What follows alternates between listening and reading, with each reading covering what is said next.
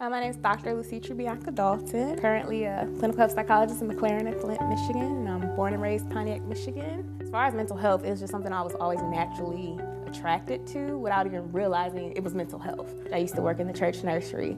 A lot of kids did have, ADHD, and they were on the autism spectrum. And of course, at that time, I didn't know what it was. So as I became more educated and realized what was going on, it made me want to learn more about it. So after we all had a conversation about what I wanted to major in college, we both kind of settled on psychology, and it went from there. High school played a big part in who I am today, my friendships, the teachers I came across. I definitely wouldn't be who and what I am today without the teachers. Coaches played a huge role in who I am today and my love for sports. I went to the University of North Carolina on an academic scholarship, and I went off to DC to go to the Chicago School of Professional Psychology. So in 2013, I got my Master's of Arts in Clinical Psychology, then my doctorate of Clinical Psychology in 2017. I'm a first-year clinical health psychology fellow. We specialize in behavioral medicine and mental health, but primarily we focus on the psychotherapy aspect and providing mental health services to our patients.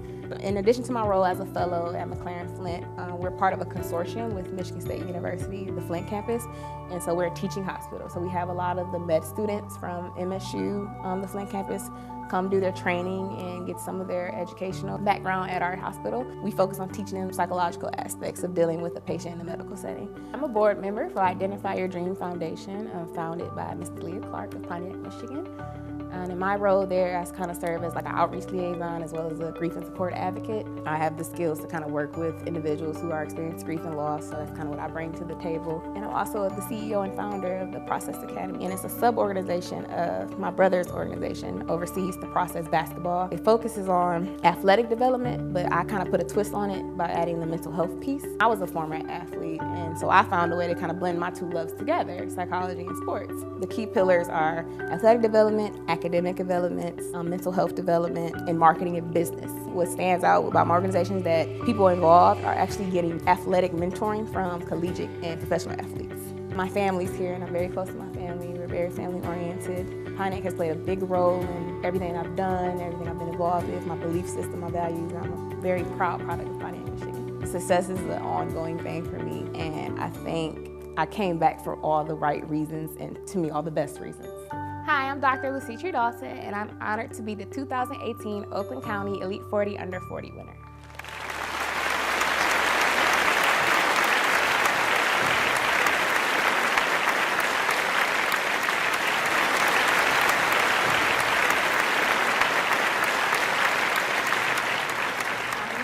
Good evening, family, friends, and my fellow 2018 Oakland County Elite 40 Under 40 cohort members. I stand before you as the first woman of color, first doctor, first Pontiac native, and the youngest individual to win the Oakland County Elite 40 Under 40. Thank you.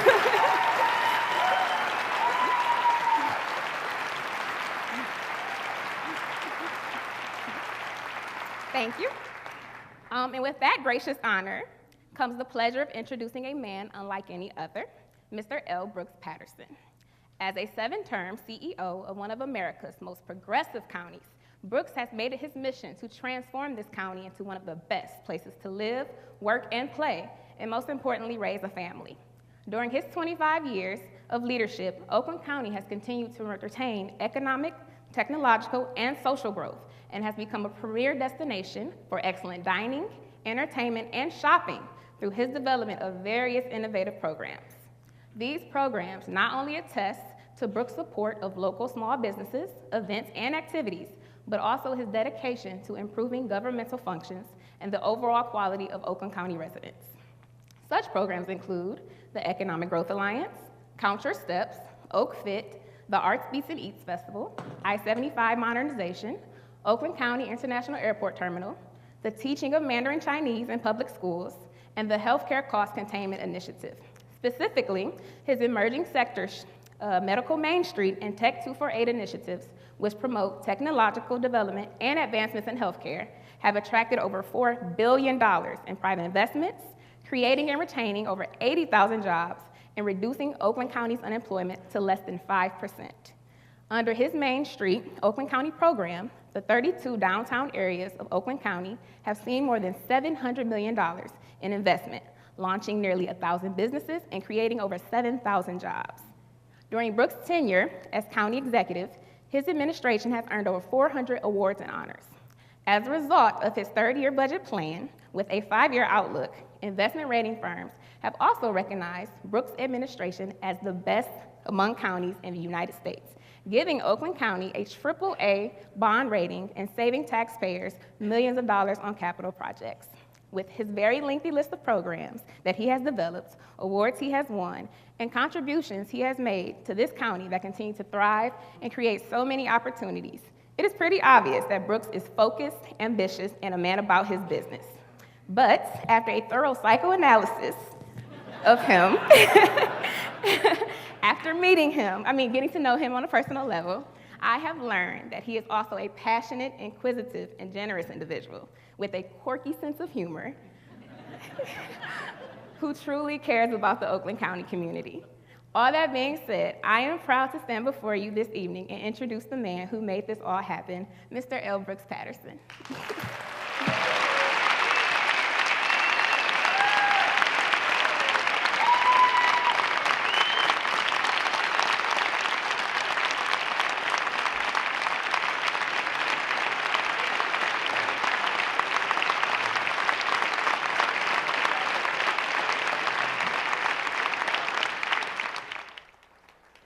I hope the good doctor doesn't want to run for county exec soon.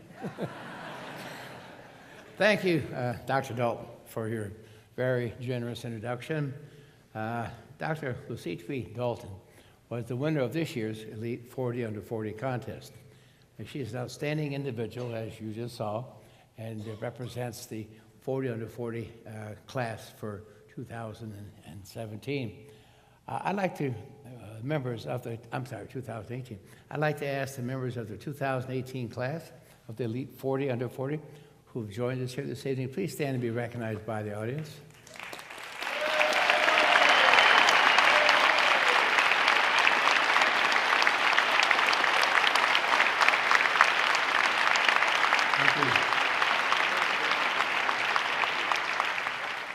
These are all outstanding young men and women who, frankly, give me confidence that the future of this country is in good hands. I told them this earlier in the reception.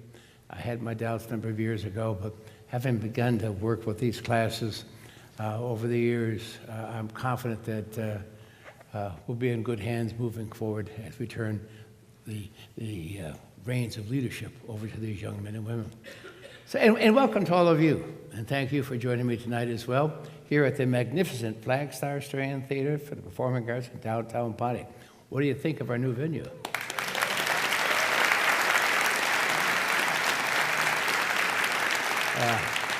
This is something special. I would like to start this evening by simply saying that rumors of my demise were greatly exaggerated. While at the hospital recently, the phone rang and I picked it up and I said, "Is that you, Bouchard?" I said, "I'm sorry, Mike, it was only a pacemaker."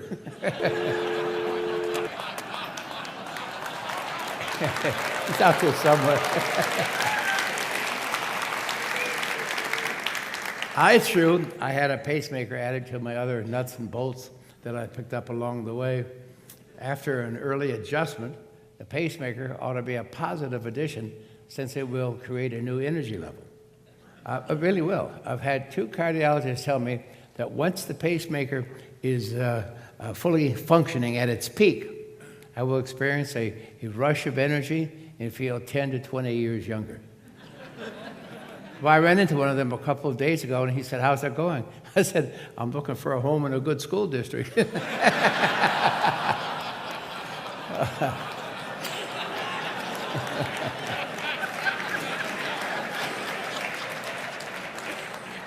Unless you are a fellow pacemaker recipient, it's hard to explain the je ne sais quoi that surrounds this whole event.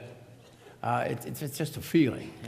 On a more somber note, I want to share with all of you the sad news that Congressman Joe Nolenberg passed away yesterday.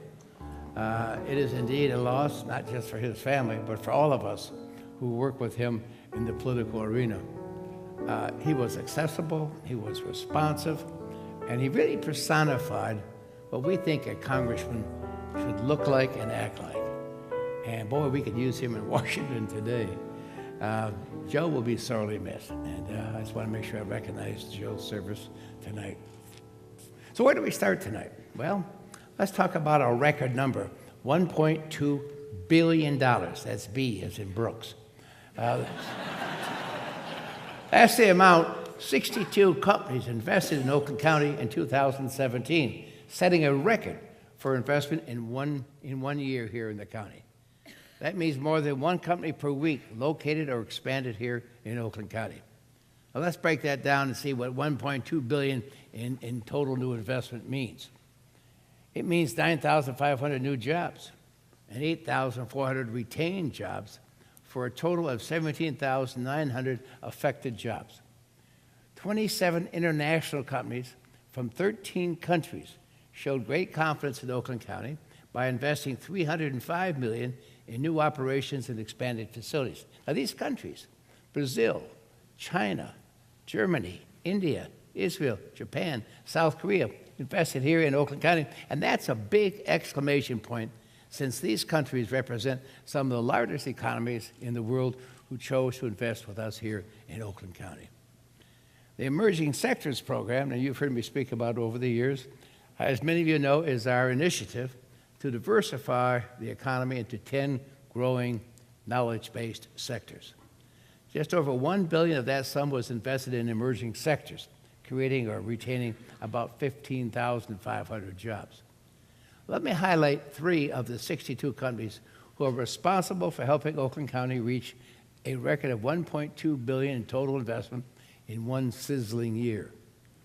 Among those who expressed confidence in Oakland County is Denso International America, which is investing more than $75 billion in the expansion of its North American regional headquarters in Southfield, and thereby creating 120 new jobs. Denso is a Japanese company and a leading supplier of advanced automotive, technical systems and components for the world's major automakers. The expansion will be completed by the year 2021. Sweden-based Autoliv, a worldwide leader in automotive safety systems, is investing more than $22 million to consolidate its operations into a new 180,000 square foot facility, also in Southfield, eventually housing more than 1,500 jobs. IT will develop, or it will develop, and manufacture automotive safety systems such as radar, night vision, camera vision systems. South Korea-based LG Electronics is investing about $25 million here in Oakland County to expand its presence in the electric vehicle and renewable battery markets, adding about 300 jobs to our local economy. LG will build a 250,000 square foot assembly plant in Hazel Park and enlarge its engineering design center in Troy. And by the way, it's important to note we were competing against strongly incentivized states like Indiana and Ohio. We even had a competitor in China for the LG business. So our economic development team has really earned a well-deserved pat on the back for helping to keep LG and other foreign investment in Oakland County in a highly competitive economy.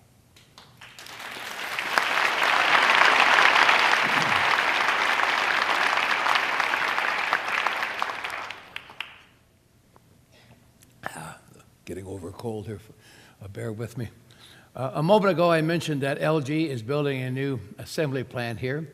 On top of that, you can imagine how excited we were to learn over 3 months ago that India-based Mahindra would invest $22 million to build the first new auto manufacturing plant in a quarter of a century right here in Oakland County.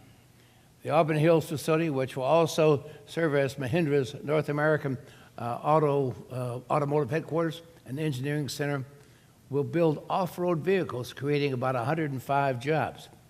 Production and sales of the vehicle called the Roxor will begin in the first quarter of this year.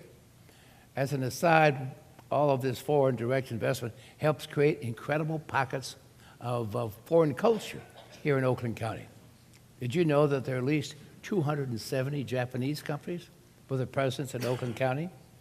In Novi, there is an entire subdivision of Japanese families who live and work together. In recognition of Japan's surging cultural presence and their citizens and families who work here and live here. We broke ground in November on a $150,000 Japanese garden at the Michigan State University's Tollgate Farm and Education Center in Novi. The Sakura Garden will feature 17 flowering cherry trees and a pavilion. This project adds to the quality of life that makes our county so attractive, not just to the Japanese companies and their employees who live here, but to all Oakland County residents as well. 13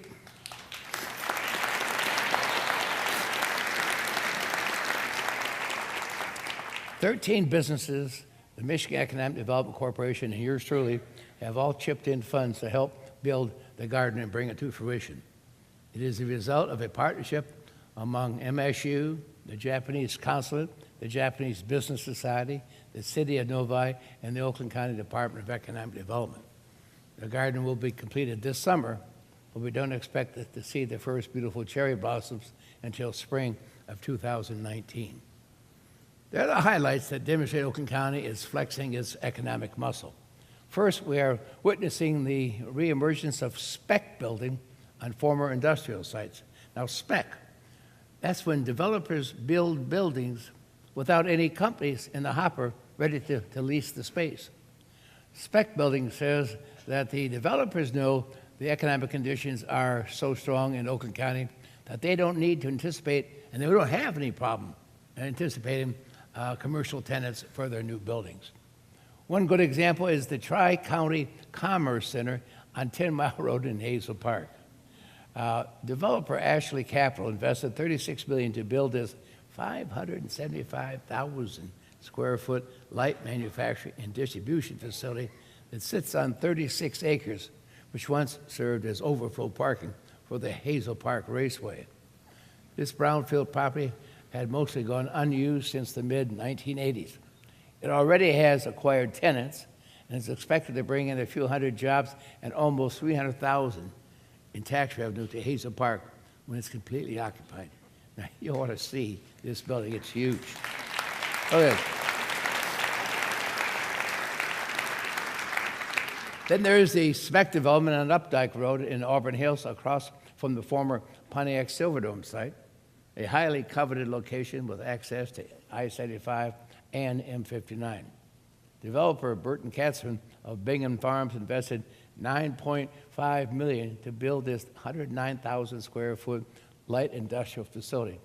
When at capacity, the facility is expected to generate about 200 jobs and $121,000 in property taxes.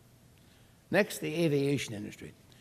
It's always the canary in the coal mine that signals how the economy is doing.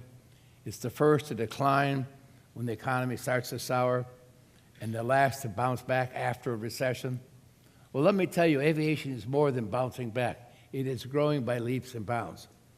Our friends at Royal Air at the Oakland County International Airport in Waterford are building private aircraft suites on more than 3.6 acres of airport property. The project has two phases. Phase one is currently under construction, consisting of 33,000 square feet of private jet suite space with an additional 2,400 square feet of office space. Royal Air is expected to complete phase one this summer. Phase two will break ground in the spring of 2019 with the proposed 30,000 square foot of additional private hangar, as well as an additional 2,400 square feet of office space. Royal Air began developing the northeast portion of the airport in 2014. To date, they have constructed over 90,000 square feet with an investment that exceeds $8 million. It's an incredible growth in that area. Finally, we're seeing firms whose aim is to provide engineer staffing solutions to engineering projects in Southeast Michigan. Take Kaiba in Farmington Hills, for example. Kaiba utilizes targeted recruiting favored by premier executive search firms, enabling them to reach the best of the mid-level to executive level technology professionals. So what does that mean? It means there is such a high demand for engineering professionals in our area to fill specific roles on technology projects that engineering staffing firms are thriving here. Again, all this is evidence that Oakland County is prospering.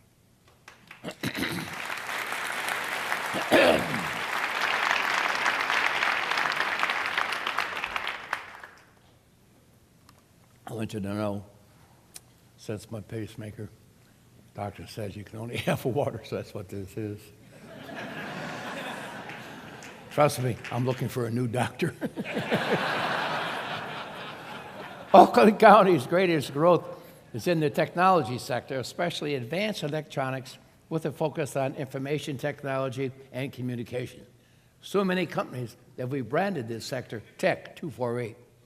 Now, Tech 248 is our second largest and fastest growing economic sector, with more than 2,000 IT and communication companies here in Oakland County. 28 of that 62 companies that located or expanded in Oakland County this past year fall under the advanced electronics and IT and communications flag. One area of exhilarating growth is augmented reality. What is it? Augmented reality is a live or indirect view of a physical real-world environment whose elements are augmented by computer-generated or extracted real-world sensory input, such as sound, video, graphics, or GPS data. How'd you do on that one, miss? I know that's a mouthful. I borrowed that definition from the dictionary. If you don't understand it, don't worry, I didn't either. Anyway, we have a number of augmented reality companies prospering here in Oakland County, which are serving a variety of sectors, from the military to the private industry, helping them to train better and improve processes. I want to focus on one Oakland County company, however, because it is so cool, and it may surprise a few of you tonight in the audience. The company is Macavision in Troy. Macavision is a global leader in computer imagery, or CGI. It designs, produces high-end 3D visualizations, animations, and visual effects for images, films, and interactive applications. Do we have any Game of Thrones fans in the audience? All right. You've come to understand the visual effects of that popular HBO series. And since season 4, Macavision has been making all those scenes. The artists create castles, water, ships, and scenes with thousands of soldiers. It's right here in the city of Troy. I want to assure you, however, that I've not invited you here under false pretenses just to have Macavision wipe you all out. All of you will return home safely tonight. Or is Mike Duggan still here? Maybe not. Another area in which Oakland County is becoming a leader and booming is robotics. Did you know that Southeast, now listen to this statistic. Did you know that Southeast Michigan has the highest number of robots in commercial use than any place in the world? Okay. Such a market creates a demand for robot manufacturing companies to locate here. In fact, over 2/3 of Michigan's robotic companies are located in Oakland County. That's more than 85 companies employing over 4,400 individuals. There's an Italy-based Kamau with its U.S. headquarters and innovation center in Southfield, as well as locations in Royal Oak and Novi. Then there's Fanuc Robotics, America, headquartered in Rochester Hills. It's another global leader in automation for manufacturing, doing business right here in Oakland County. And Kawasaki Robotics has its U.S. headquarters in Wixom. They, too, provide industrial robots and automation to manufacturers around the world. Of course, since Oakland County is the robotics hub of Michigan, and it's no surprise that we are home to the Oakland County Competitive Robotics Association, or OCRA, whose mission is to increase the number of high school students involved in competitive robotics. OCRA, as well as our Academic Development Department, will play a significant role in hosting the Robotics World Championship down at Cobo Ho in Detroit this April, an event that will draw hundreds of teams from all over North America. And we are anticipating Oakland County will be well represented in this year's World Championship, since last year runner-up team was from Lake Orion. Yeah.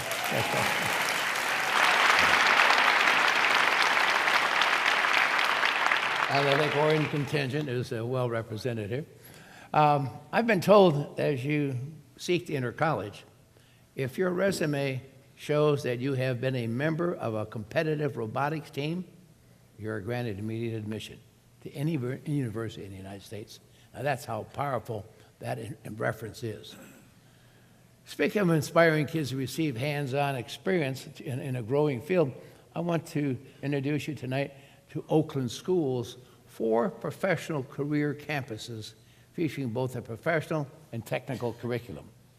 These 4 campuses, one in each quadrant of the county, are where students can receive real-life training from instructors who actually work in their respective fields with state-of-the-art equipment that is currently in use in their industries. The students gain a competitive advantage by acquiring both technical skills and required academic credits for graduating from high school. Again, please turn your eyes to the screen behind me and take a tour of the Oakland Schools' professional career campuses.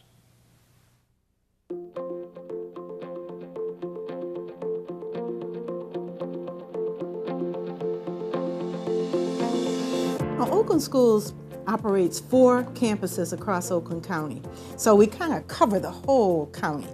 We have the Northwest, which is in Clarkston, the Northeast, which is in Pontiac, the Southeast, which is in Royal Oak, and the Southwest, which is in Commerce Township. Where our vision is to prepare students for secondary options. Now, those options could be the world of work, or community college, or a 4-year university. You name it, and we prepare kids. So we are experiencing an unbelievable shortage in Michigan and across the nation in skilled trades. And so as a nation, we're seeing the pendulum swing from college for all back to career ready for all. And career and technical education here in Oakland County is allowing students to meet those. The 4 campuses are designed to deliver regional career and technical education for juniors and seniors in high school. So they spend a half a day at our partner districts and a half a day here at the technical campus. And this is a great opportunity for students to gain a competitive advantage. I'm studying energy and technology. So there's a lot of things I like about this program. You're actually going out, you're learning a trade, you're using your hands. As you can see, we're working with our hands every day. Graduating high school, starting my apprenticeship out, the apprentices start at $26 an hour. It's a 3-year program. After you graduate, their journeyman linemen start out at making $43 an hour, so that's around $90 a year. What we hear from our students is that when they're taught by instructors who have been in the real world and actually done those jobs and earned a living doing it, they have what we call street cred, and so it goes a long way with our students. We have wonderful success stories where they're able to do well, and we love it when those alumni come back and they share those. Currently, I'm a cyber defense threat analyst. I attended Oakland Schools Technical Campus. After graduating in 2012, I immediately went to the University of Detroit Mercy. I enrolled in a 5-year master's program in intelligence analysis, which is counterterrorism. Here at the technical campus, we were able to physically touch servers, interact with the network, and I really felt that, coupled with the individual attention that we received, made a great experience for the students.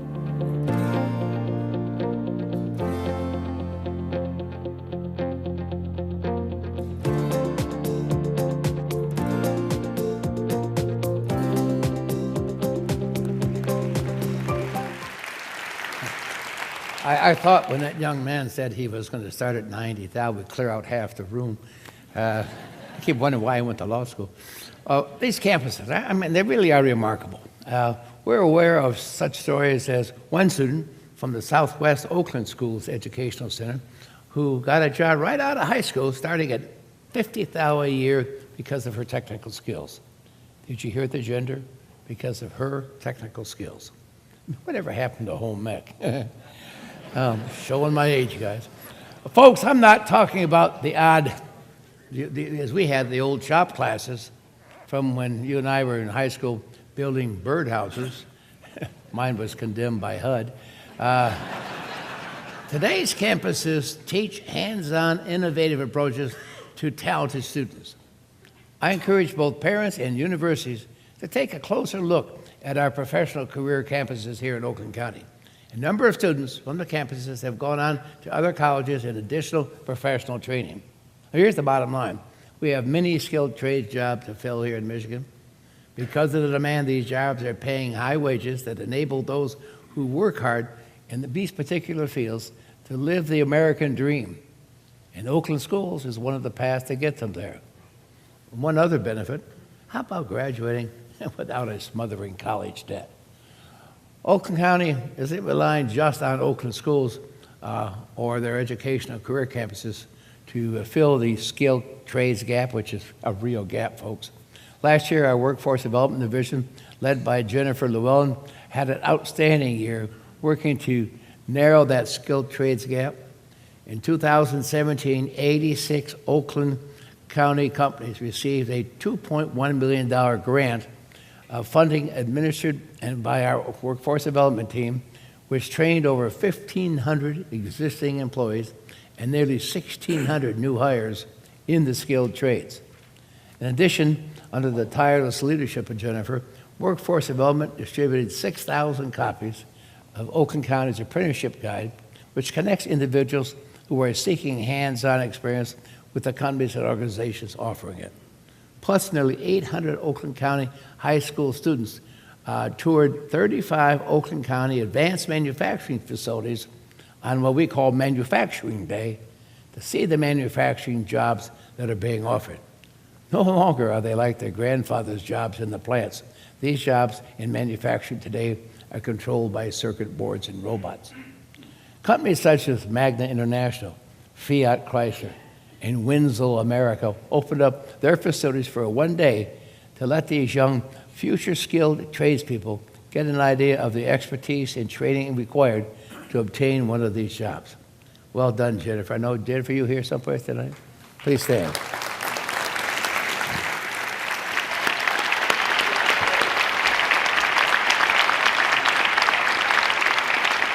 And she's performing such an important function, fulfilling the need. We're having trouble filling these jobs.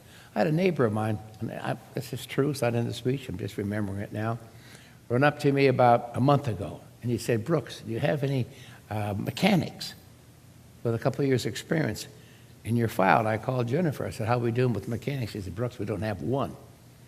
And my neighbor called me back and said, Brooks, you find me a mechanic with a couple of years' experience, and I'll start him at 120. That's a true story. So the opportunities and solutions these kids have available today really are remarkable. We in Oakland County, Oakland Schools, along with you as parents, we just want to make sure that we help guide our kids to make the right choice. Now let's step into the future a little bit. I'd like to take a moment to talk about artificial intelligence, AI for short, and the revolution it will create in our country, state, and county, and in the economy at large.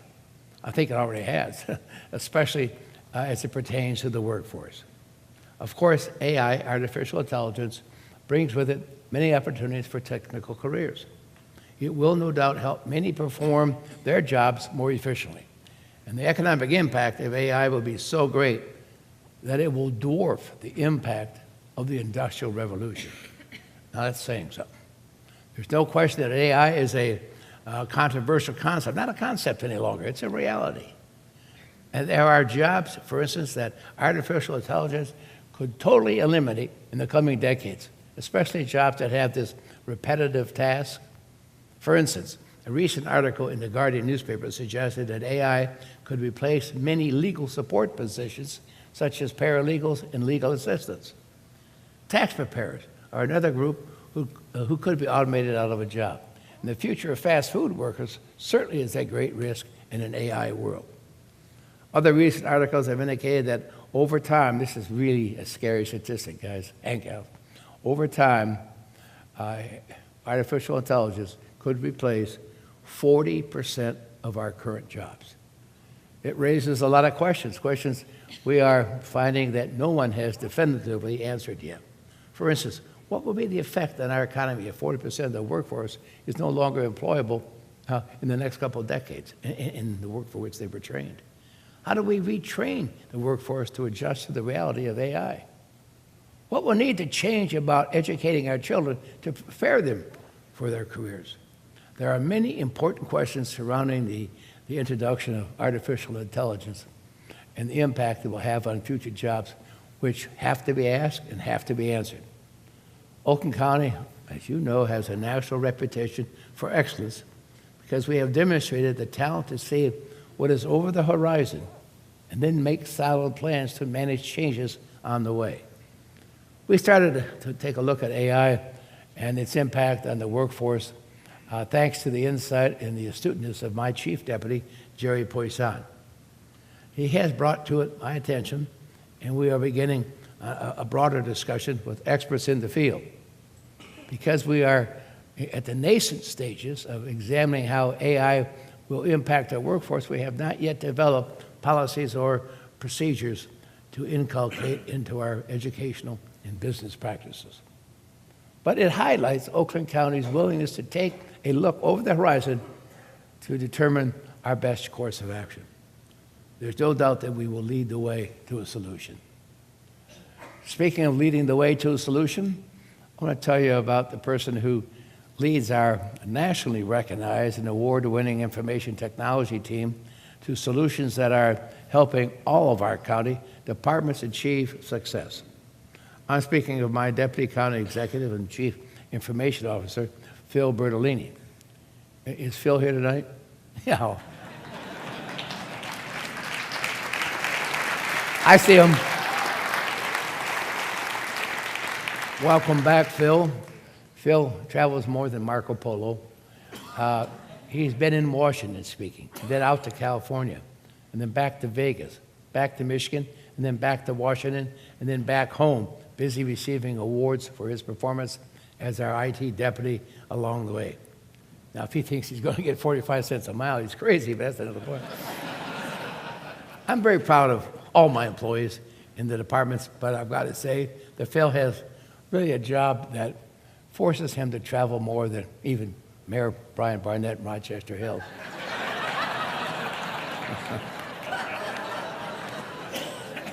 Look at him on that horse. Phil and his team at IT are one of the reasons that the Center for Digital Government has consistently ranked Oakland County among the most digitally advanced counties in America. It's truly been a banner year for Phil. Back in May, his CIO peers voted to induct him into the National CIO Hall of Fame. Later in November, Governing Magazine named him one of the Public Officials of the Year for 2017, a distinguished award that reflects the highest levels of exceptionalism in public office. Now, please turn your attention to the screen behind me to learn a little bit more about Phil and his efforts on behalf of Oakland County. I'm very passionate about everything I do. I'm very passionate about how my wife is a successful teacher and the inspiration that she brings to middle school kids. My two sons who inspire me every day, where my oldest is chasing his dream as a chef at Walt Disney World and my youngest wants to be a politician. Our County Executive L. Patterson is a visionary. To take that vision and operationalize it is not an easy task. But we as leaders have to be able to do that every day. Having a leadership position is different than being a leader.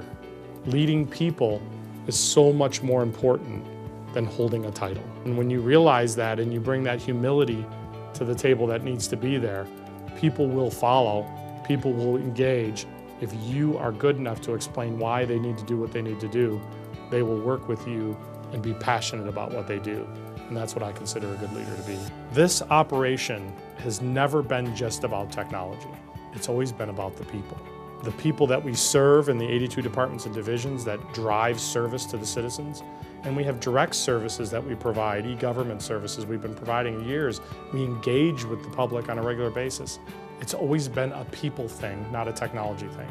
And I believe that's why we're successful. We're here to provide, serve, and help people. The G2G Cloud Solutions and the G2G Marketplace are examples of what we did to enable why we're doing what we're doing. So it's a very exciting time for us here at Oakland County. There's so many awards that we get in this department, and there's a wall full of them in our lobby. And there's so many different awards where they'll put my name on them, whether it be CIO Hall of Fame or Public Official of the Year. None of that would happen without the team here at Oakland County IT. The team here at Oakland County is second to none.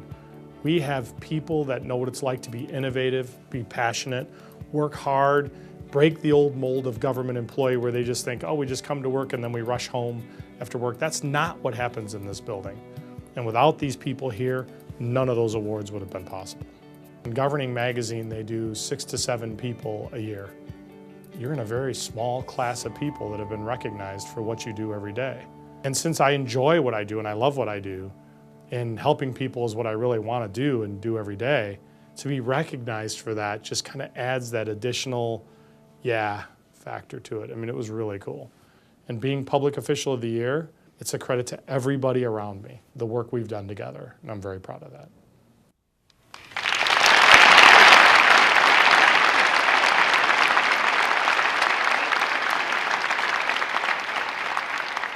Phil is off stage here, he's bashful. In case you wonder why I don't turn around and look, I got a screen right here in front of me so I can see the whole thing.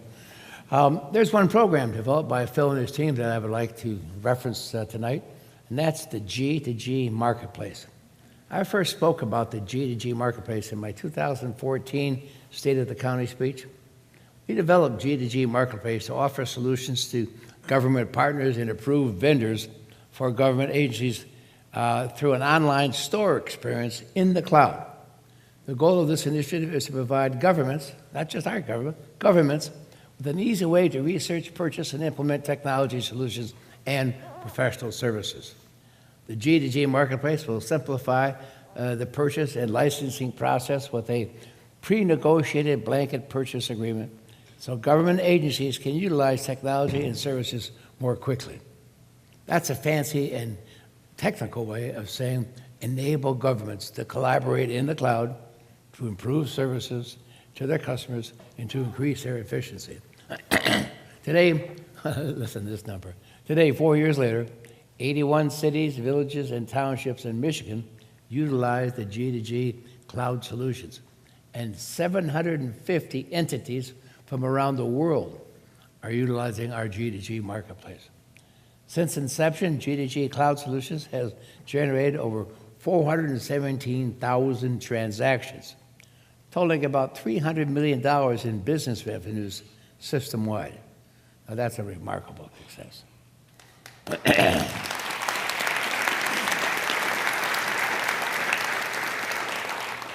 Every place you go, you hear about the opiate abuse epidemic. Whether it's Oakland County, the state of Michigan, the United States, it has become a major problem with deaths on a dramatic increase. I don't want to spend a lot of time talking about the size, scope, and impact of the opioid abuse crisis.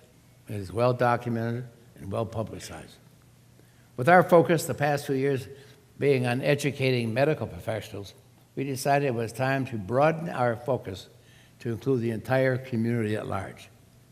Our goal is to get doctors to consider opioid prescriptions only to assist in immediate recovery after surgery or a catastrophic accident. Further, we will try to get patients to be part of that pain management decision-making paradigm that makes opiate prescriptions the extreme last resort. We believe we can have a long-term impact on reducing opiate abuse in Oakland County. Back in October, I stood shoulder to shoulder with Wayne County Executive Warren Evans, who I think is with us tonight, and we announced then that we were holding the big opiate drug manufacturers and distributors accountable for some pretty unsavory practices. We filed a lawsuit in the U.S. District Court after our shared attorney, the Miller Law Firm, discovered that opiate drug manufacturers and distributors had been using Big Tobacco's playbook over the past couple of decades to build their business. During this period of exponential rise in opiate addictions and deaths, which is ongoing, by the way, opiate manufacturers and distributors conducted a marketing campaign to the medical community and to patients. They argued that doctors should choose opiate medications to manage all pain, not just the extreme pain of post-surgical or catastrophic injury pain. In this effort, some irresponsible drug manufacturers and distributors paid for studies which masked the highly addictive effects of their opiate drugs. Sound a little bit like Big Tobacco? Let me share with you some astounding numbers that are specific just here to Oakland County. Keep that in mind. Confirmed opiate-related deaths in Oakland County increased 267%, from 9 deaths in 2009 to 33 deaths in 2015. That's according to our medical examiner. The number of opiate-related hospitalizations increased 120% from 2000 to 2011, according to current health data.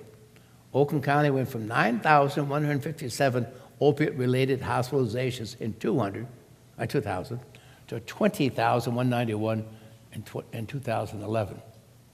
And finally, these next set of figures I think will blow your mind. I know everybody in this room, and you're going to be shocked. In 2016, there were 743,969 opiate prescriptions written in Oakland County for a total of 55,758,000 opiate pills. That's enough to give every man, woman, and child who lives in Oakland County 45 opiate pills each. The understatement of tonight, we have an opiate problem. In December, our allies, Macomb County Executive Mark Hackle and Detroit Mayor Mike Duggan, announced their lawsuit against opiate drug manufacturers and distributors as well. So together, as your regional leaders, we are standing up against what is perhaps our greatest public health risk. It costs our counties millions of dollars a year in treatment, law enforcement costs, and public health endeavors to combat opiate abuse. Next, I'd like to tell you about a hero who gave his life in the line of duty to protect our community. In the early morning hours of this past Thanksgiving Day, a driver was dangerously fleeing the police and needed to be stopped. Eric Overall, a 22-year veteran of the Oakland County Sheriff's Department, eventually got into the pursuit and set up what we call stop sticks on M15 in northern Oakland County. That's a method used to deflate the suspect vehicle's tires. After deploying the stop sticks in the road, Deputy Overall retreated to what he thought was the safety of an embankment on the side of the road. Within minutes, the felon driving his car appeared and then deliberately swerved his car from the traveled portion of the road and ran over Deputy Overall. Deputy Overall died protecting all of us, you, me, and for that matter, everyone who lives in Oakland County, from a dangerous felon. My intention tonight is not to depress you with a story about his untimely death in the line of duty. Rather, I want you to be inspired by how Deputy Eric Overall lived his life. Again, please turn your attention to the screen behind me to view our tribute to Deputy Overall.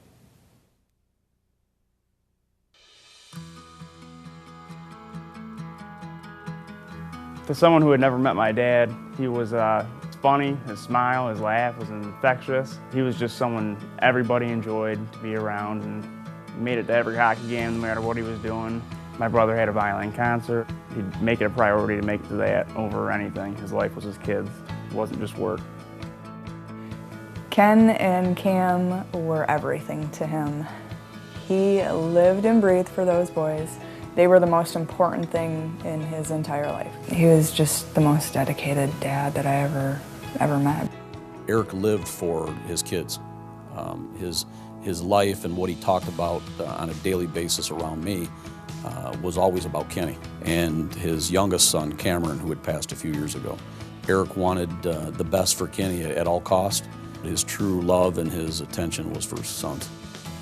Well, he had been in a number of positions, including a school resource officer, and that's the kind of man or woman that we put in a school that really connects with people, connects with kids. Eric believed in community and building that idea of trust and unity, and so for Eric, that he wanted to make sure that the students weren't afraid to come to him for anything. He always gave great advice. Sometimes it was advice that at times people didn't want to hear, but the reality was it was the truth and it was advice that needed to be said. At the end of the day, we're here for the kids, and he lived that every single day. That's what he did. He was here, he did whatever it took to help kids' lives get better. He became involved with our students when there are legal problems that could arise, and he was always careful and caring and thought long-term about how it would affect a student's future. He always put kids first, and he was super modest, very unassuming, would do the work and wouldn't want any accolades for the work that he did. My husband was what I like to call a silent warrior. He has touched a lot of lives, but he didn't come home and say, hey, guess what I did? He just wasn't that kind of guy. The never quit piece is what defined him. He never quit at his job. He never quit loving and caring for people. He never quit helping the community. We're always faced with obstacles. And Eric really made it a point to let the kids know, listen, what is hard for you today doesn't mean it has to be hard tomorrow. What can we do to start fixing this now so you can have the best day possible? That's a mindset that's kind of almost lost in our culture. You teach people not to quit, and you keep going no matter what. You pick yourself up and you do what you're supposed to do because you're supposed to do it. I don't know if there's a bit greater impact in our culture than somebody teaching something of value that you carry with them the rest of their life. Never quit to me. Just keep going no matter what. No matter what life throws at you, you just have to keep pushing. And he would want me to finish school. He would want anybody else that was a part of his life to keep on going and not hold everything back.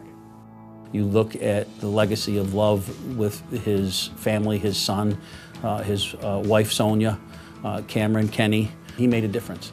And every day he made a difference, and he's missed. In the end, it's what kind of impact do we make? How do we touch other people's lives? And he did. As I said, more and more people kept coming out to me and expressing how he affected them, how he changed their lives.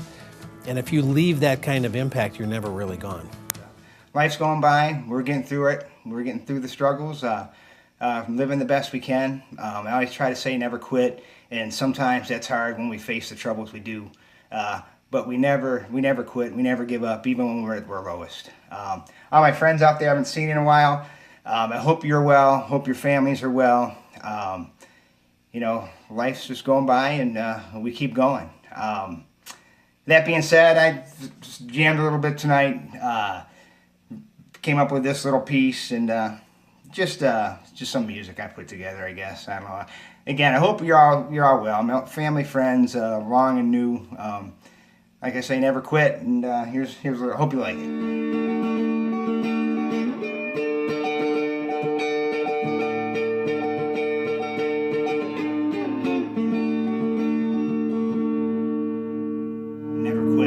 Take care.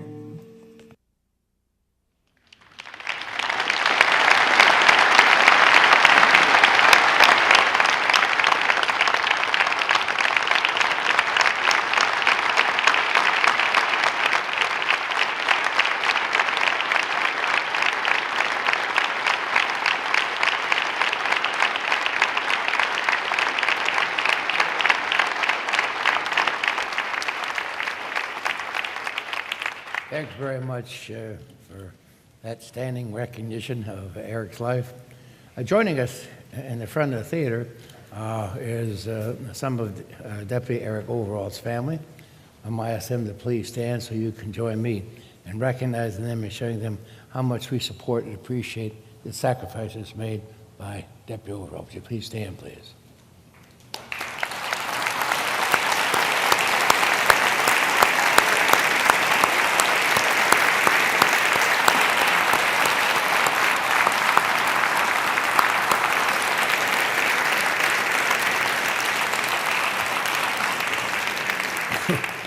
Who's home watching the store? My gosh. I'm glad you all could make it.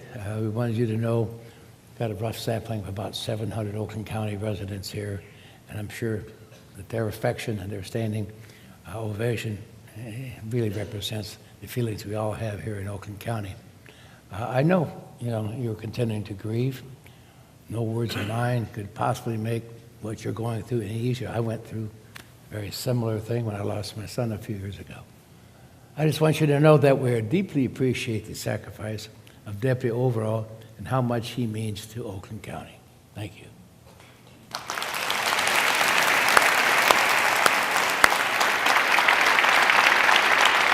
Now, I would be terribly remiss tonight if I did not acknowledge another sheriff's deputy, David Hack. He is a 17-year veteran of the sheriff's force. He was critically injured on January 4th while on the scene of another accident in front of the Rochester Adams High School in Rochester Hills. At about 7:40 a.m. that day, he was struck by another vehicle driven by a woman on her way to Oakland University. He suffered a brain injury, multiple broken bones in his neck, upper back, shoulders, face, and head. In the days following his tragic accident, Deputy Hack's wife, Christine, posted on Facebook her gratefulness to a supporting public. She wrote, and I'll quote, "We appreciate all your prayers, positive energy, support, and offers of help. Please know that we recognize every action, large or small, and we love you all, period," end quote. We wish, obviously, Deputy Hack a complete recovery. I understand some of his family is here tonight as well. Would you please stand and be recognized?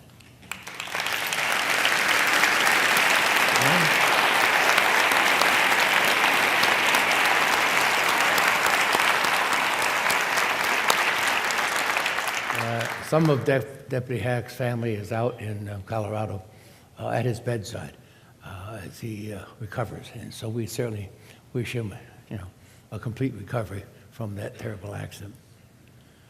My next announcement, I think, will enhance our quality of life in Oakland County that has been really years in the making. I'm talking about Southeast Michigan's first ORV Park. For the uninitiated, ORV means off-road vehicles. Oakland County's Park and Recreation voted unanimously in December to collaborate with the Michigan Department of Natural Resources to create an ORV park in Groveland Township on the site of an old gravel pit. No longer will off-roaders from Southeast Michigan have to travel several hours to go up north or to the west side of the state to enjoy their hobby. They'll be able to enjoy the sport just minutes away right here in Oakland County. The first phase of the 235-acre ORV park is expected to open this fall. Now, I saw a dry run, which you see pictured. I saw a dry run about a year and a half ago on a test portion. It's incredible. You have to see it to believe it. My only advice to you is that you leave your teenage driver at home. Okay. Back in October, I had the pleasure of hosting the grand opening of a new Oakland County animal shelter and pet adoption center on our government campus. We expect the 35,400 square foot modern facility to enhance the shelter's mission to adopt out as many dogs and cats as it can. By relocating from Auburn Hills to our main campus here in Pontiac, we expect to see more pet adoptions because the building will be easier for the public to find and more accessible because of its central location. My administration began to casually talk about the need for a new animal shelter during the Great Recession. But like everything else in those years, capital improvements were mostly put on hold in order to help us maintain a balanced budget. Then in May of 2013, Mark Newman retired from the Oakland County Sheriff's Office as a captain and joined my staff as the Director of Public Services. That's the department which oversees the shelter. I told Mark and our Director of Facilities Management, Art Holdsworth, there was time to get serious about a new animal shelter. I directed them to begin visiting other reputable animal shelters to gather ideas and best practices that belong in a modern facility. Along with Mark and Art's notes, the vision of Auger Klein, Aller Architects, the excellent work of construction manager Frank Rewald and Son, as well as our internal project manager, Matt McDougall, and the support of my administration and the Board of Commissioners, we were ready to construct this magnificent new building. We broke ground for the Oakland County Animal Shelter and Pet Adoption Center in July of 2016, and both Standard & Poor's and Moody's Investors Services gave our bonds a AAA rating, which means we were financing this project at the lowest interest rates available in the market, which in turn saves the taxpayers you millions of dollars. And as I said, we celebrated its grand opening this past October. Enough of the words. Let's go for a tour of this shelter on the screen behind me, and you see what we've offered. Hi, I'm Joni Toole, and I'm Chief of the Oakland County Animal Shelter and Pet Adoption Center. Tito and I would like to welcome you to the new shelter.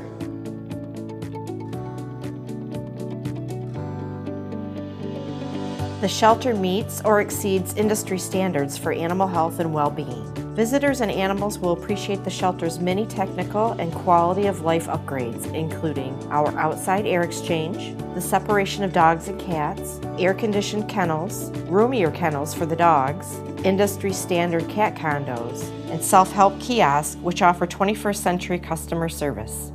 Our medical services are state-of-the-art. We now offer on-site x-ray and dental care so that animals don't have to leave the facility for treatment. We have more operating suites to deliver unparalleled animal care. There is a quiet and calm recovery area for animals who have undergone treatment. Our brand new cleaning protocol is bleach-free, which makes our facility healthier for humans and animals alike.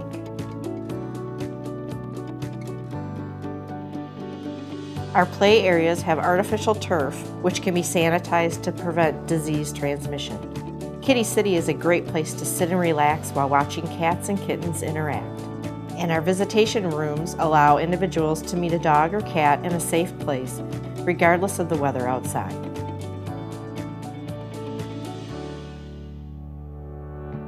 Our adoption area provides the perfect environment for visitors and animals to meet. It features a huge pen for play, a gazebo, and a walking path for our volunteers and visitors.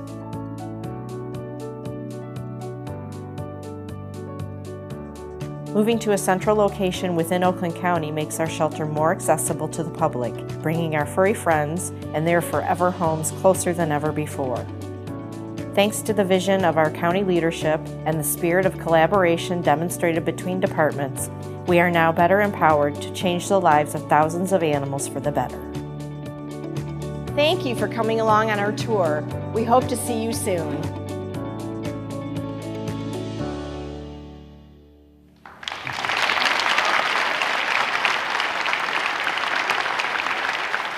I don't know, when Joni was talking, I don't know if you heard her when she referenced where the cats are kept. It's called Kitty City. Pretty corny. I didn't come up with that. Mark did. Mark didn't worry. I invite you to come out and see the new shelter anytime. In fact, while you're there, take home a furry friend. I must give a shout out to shelter manager Bob Gatt, Chief Joni Toole, and all of our hardworking staff and volunteers. We have hundreds of volunteers.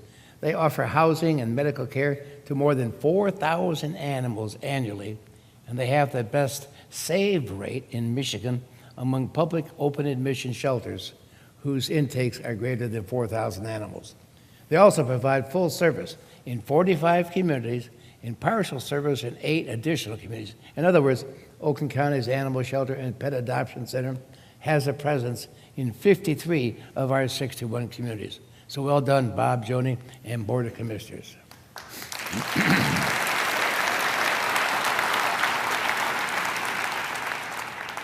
Main Street Oakland County is our unique economic development program focused on downtowns with a historic preservation philosophy and an emphasis on creating a sense of place.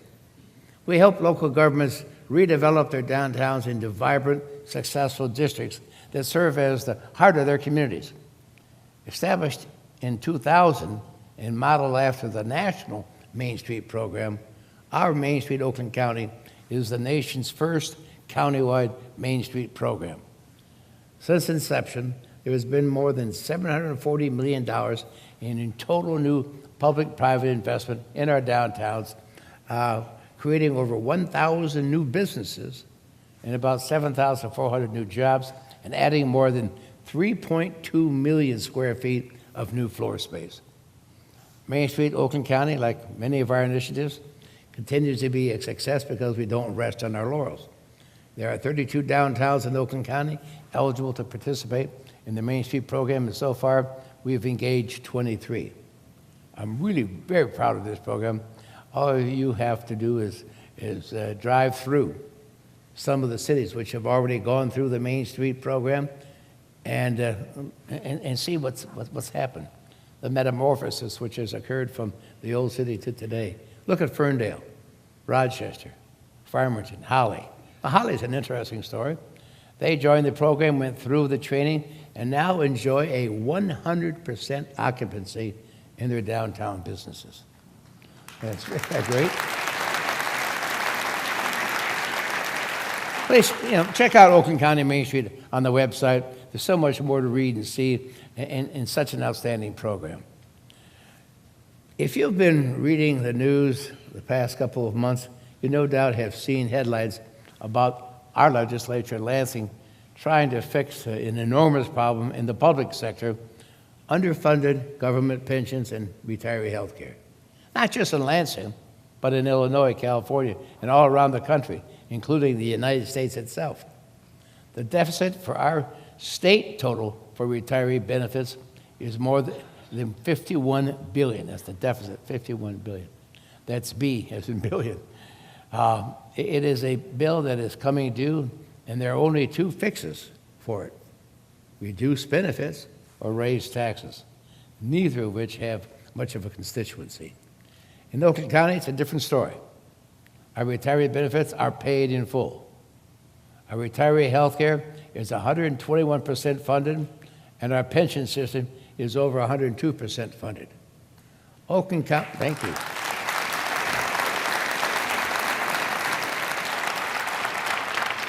Oakland County had the foresight and has been funding these obligations since the 1980s.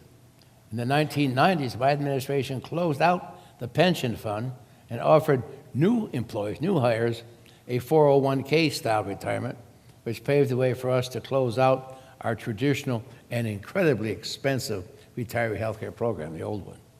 It was then we started offering health savings accounts, referred to HSAs, to supplement retiree medical costs.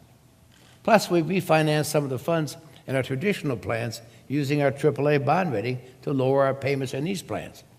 The actual savings by implementing these policies and plans, plus our cost avoidance efforts, all combined and have saved the Oakland County taxpayer a total of $670 million. That, my friend, is why Wall Street refers to us as the best managed county in America.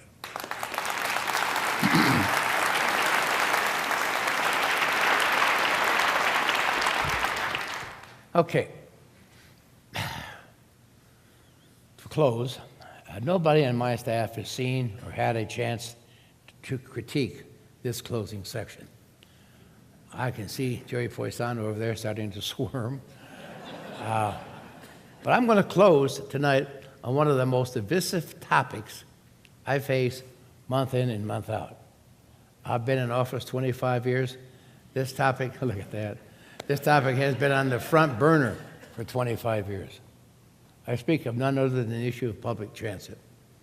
Way back in 1995, we created a transit plan, and in the plan, we allowed communities in Oakland County to stay in the plan and tax themselves or opt out, depending on their transit needs.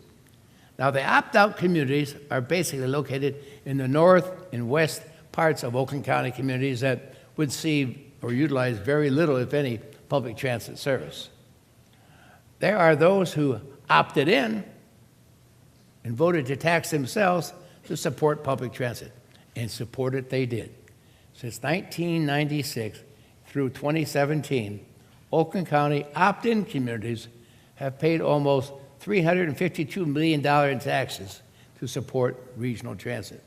Now, that's the most of any RTA. RTA stands for Regional Transit Authority. That's the most of any RTA county, 37 million more than Macomb, and a whopping 107 million more than Wayne.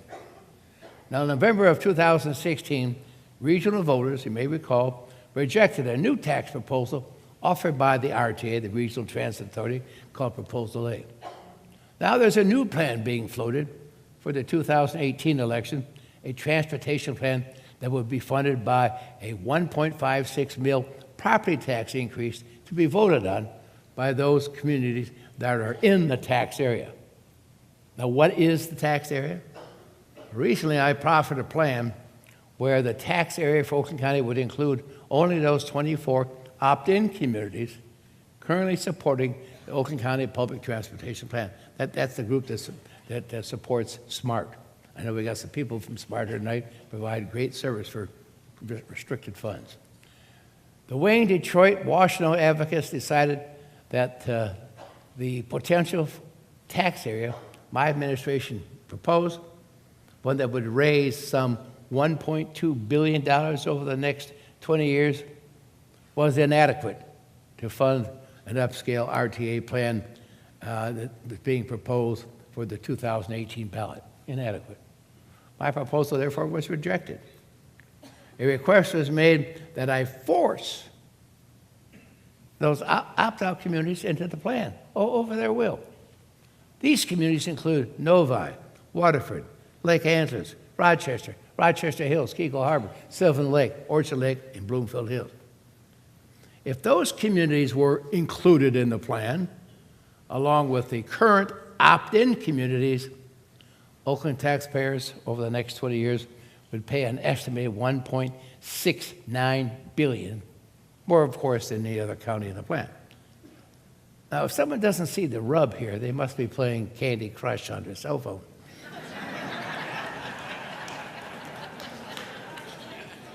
I've been asked to force into the tax plan those 9 communities, I just read them to you, that have long ago opted out of the transit plan. They don't see a benefit. Some political leaders south of 8 Mile want me to force them into the new plan anyway. Washtenaw wants it done.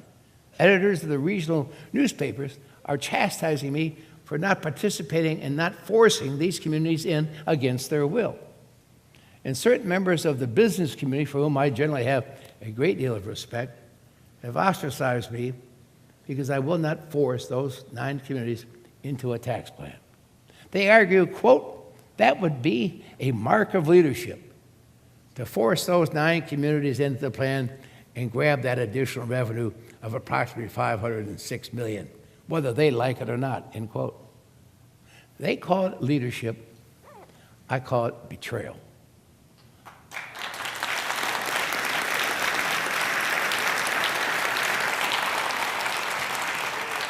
I want you to know that as long as I'm the Oakland County Executive, I will respect the wishes of the voters of those 9 Oakland County opt-out communities. I will not force them against their will into a machine from which they can expect little or no return on their investment. They're asking me, betray my constituents, violate my oath of office, and overnight become a regional taxing icon. I can't do it, and I won't do it, and I will never, ever.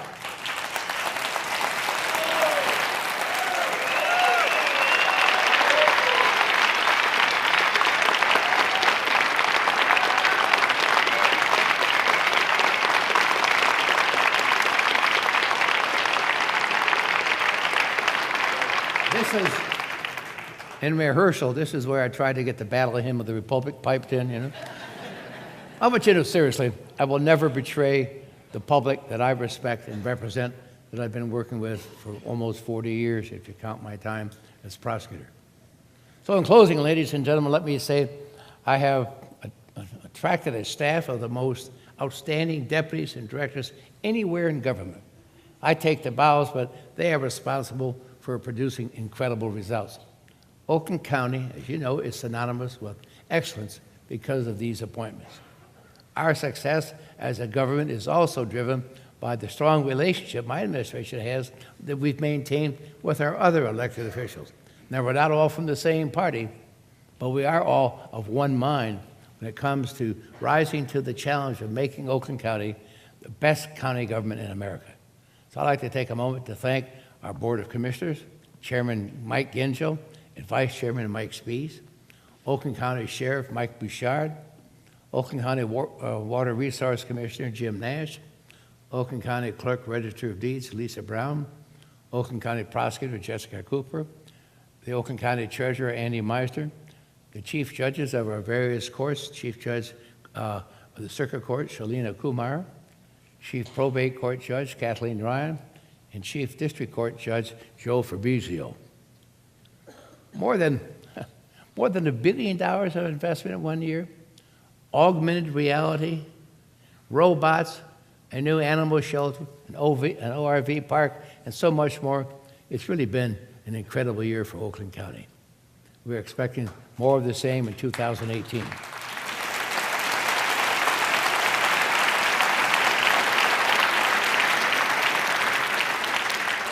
Tonight, I hope that you've seen that this is truly a magnificent time to live, work, and play in Oakland County. We are driven by our destiny and our appetite to become the best county in the United States. I believe we are well on our way to achieving that goal. So thank you, ladies and gentlemen, for your friendship and support over the years. And now I would invite all of you to join me basically on the second level mezzanine for an afterglow and a chance for us to mingle. I want to thank you all for coming again tonight. Enjoy the evening.